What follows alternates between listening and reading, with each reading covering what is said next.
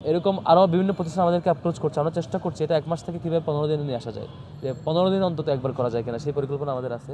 আজকে আমাদের দ্বিতীয় হেলথ ক্যাম্প, যেটা এর আগে একটা করেছিলাম ডাক্তারের উদ্যোগে গত মাসে, ফ্রি হেলথ ক্যাম্প, যেখানে চিকিৎসা দেওয়া হয়েছিল এবং ওষুধও দেওয়া হয়েছিল ফ্রিতে। আজকে আমাদের বটতলায় করছি, কলা ভবনের সামনে। এর আগেরটা করা হয়েছিল শামসুন্নাহার এবং জগন্নাথ হলে, ওই এরিয়াতে করা হয়েছিল। আজকে আমরা প্লেস হিসাবে ঠিক করেছি এই এরিয়াতে, বটতলাতে। এখানে এখনও পর্যন্ত 1500-র বেশি, 1500-এর বেশি শিক্ষার্থী চিকিৎসা নিয়েছে এবং ঔষধও নিয়েছে। তো আমরা আগেও বলেছিলাম যে এটা আমাদের জন্য অনেক বেশি খুশি সংবাদ না যে হচ্ছে আমরা এভাবে হেলথ ক্যাম্পেইন করতে হচ্ছে, বরং আমাদের খুশি সংবাদ হবে তখন যখন আমাদের অলওয়েজ এই ফেসিলিটিসগুলো থাকবে, ফ্রিতে ওষুধ পাওয়া, ফ্রিতে চিকিৎসা পাওয়া এবং ভালো ডক্টরস, এক্সপার্ট ডক্টর থাকা। সেটা আমার মেডিকেলে যদি অলওয়েজ থাকে তখন আমাদের এটা আলটিমেট হ্যাপিনেস কাজ করবে যে এখন আমরা একটা ভালো লেভেলে আছি। সেই চেষ্টা আমরা করছি। আমাদের বিশ্ববিদ্যালয়ের মেডিকেলে অলরেডি অনেকগুলো মেশিনারিজ নতুন করে নেওয়া হয়েছে, ডক্টরস প্যানেল রিভিউ করা হচ্ছে, ওষুধ কীভাবে ফ্রিতে ম্যানেজ করা যায় সেটার জন্য আমরা বিভিন্ন জায়গায় অ্যাডভোকেসি করছি, চেষ্টা করছি। সেইটা পার্মানেন্টলি সলিউশন অ্যাসিওর করার আগ পর্যন্ত আমাদের এই হেলথ ক্যাম্পেইনগুলো করলে পরে যে শিক্ষার্থীরা বিভিন্ন রোগ নিয়ে, ক্রাইসিস নিয়ে বাসায় থেকে যান বা হলে থেকে যান, রয়ে যান, চিকিৎসা নিতে পারেন না, তার জন্য একটা বড় জায়গা থাকে যেটা সমাধান করার। তো সেই দিক থেকে আমাদের আজকের এই আয়োজন।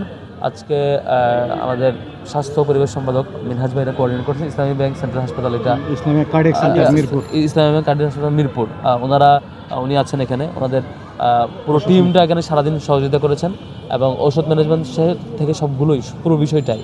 তো আমাদের এর আগেরটা ইবনে সিনা করেছিল। এরকম আরও বিভিন্ন প্রতিষ্ঠান আমাদেরকে অ্যাপ্রোচ করছে। আমরা চেষ্টা করছি এটা 1 মাস থেকে কীভাবে 15 দিনে নিয়ে আসা যায়, যে 15 দিন অন্তত একবার করা যায় কিনা সেই পরিকল্পনা আমাদের আছে। আমরা সক্ষমতায় আমাদের পারি তাহলে আমরা প্রতি 15 দিন পর এরকম যদি 2-3 হাজার অসুস্থ বা বিভিন্ন রোগ আজকে চিকিৎসা করতে পারছেন না এইসব শিক্ষার্থীদেরকে এক্সপার্ট ডক্টর নিয়ে এসে তার হলের সামনে বা এই ফ্যাকাল্টির সামনে এসে চিকিৎসা দেওয়া যায় এবং ওষুধপত্র দেওয়া যায়, আমার কাছে মনে হয় যে অন্তত এটুকু হবে যে আমাদের ভাই বোনেরা মিনিমাম চিকিৎসাটুকু পাচ্ছে। আজকে আমাদের প্রত্যেকটা বিভাগেই অন্তত 2টা বুথ ছিল, যাতে করে মেল ফিমেল বা তার মধ্যে করে কমফোর্টেবল জায়গায় পায় এবং জ্যামটা কম থাকে। এবং গতবারের যে কিছুটা ঘাটতি ছিল সেই ম্যানেজমেন্ট থেকে আমরা এবার আরেকটু ইমপ্রুভ করেছি। আরেকটু ইমপ্রুভ করে আমরা চেষ্টা করছি যাতে আমাদের এখানে ম্যানেজমেন্টটা আরও স্মুথ থাকে, বুথের সংখ্যা বাড়ানো, ওষুধের অ্যাভেলেবিলিটি বাড়ানো এবং রেজিস্ট্রেশন সিস্টেম এবং আদার্স সবগুলো স্মুথ হওয়া আমরা ইমপ্রুভ করেছি আলহামদুলিল্লাহ। তো সামনেও এটা আরও আমরা ম্যাক্সিমাইজ করতে চাই। আজকে এখন পর্যন্ত 1500-র বেশি শিক্ষার্থী চিকিৎসা নিয়েছে। তো আমার মনে হয় যে এটা আমরা আরও সময়ও ব্যবধানটা কমিয়ে নিয়ে আসবো এবং একই সাথে বুথের সংখ্যা, বিভাগের সংখ্যা বাড়ানোর চেষ্টা করবো, যাতে করে আমাদের বিশ্ববিদ্যালয়ের শিক্ষার্থীরা কেউ অন্তত ক্রিটিক্যাল কোনো রোগ নিয়ে বসে না থাকে, তাকে বেগ পেতে না হয়।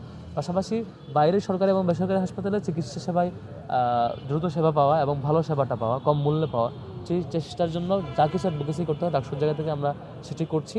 তবে আমাদের প্রাইম টার্গেট আমার বিশ্ববিদ্যালয় মেডিকেলটা যাতে সবচাইতে বেস্ট একটা মেডিকেল সেন্টার হয়, সেই চেষ্টাটা আমরা করে যাচ্ছি। সেটা যেহেতু দীর্ঘদিনের অনেক বছরের জঞ্জাট এবং জমে থাকা প্রবলেম, সেটা আমরা একদিনে সলভ করতে পারছি না। আমরা চেষ্টা করবো দ্রুত এটা একটা সমাধানে যাওয়া আর কি।